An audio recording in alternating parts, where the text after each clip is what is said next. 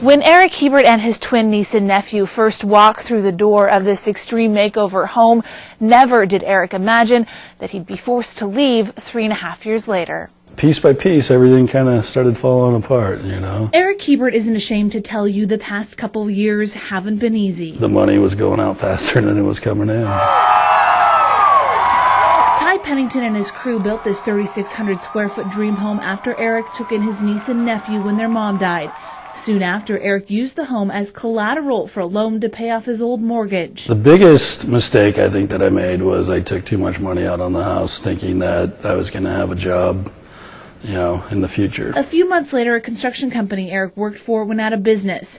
Eric says he then used some of the loan to invest. I tried, you know, to go into business for myself, which, you know, I went into the timber industry, which is another dying industry. The rest of the money went back into maintaining the home. Eric says the mortgage and bills add up to $3,000 a month.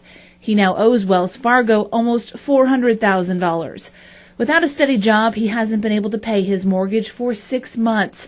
The house has been up for sale for almost a year without any luck. I mean, the biggest thing was having to tell my kids that I lost their house. Eric also feels like he let his small town down. Sandpoint's just it's a great close-knit community that, I mean, they came together on this whole project, you know, and hopes to furthering my future and the kids' future. And when all that crumbles, I mean, you feel like a failure. 12-year-old Keely and Kyler, now in the 6th grade, keep him strong through this financial storm. Eric now has 118 days before he has to move out. Either rent a place around here or find some other place to live, and I'm not sure.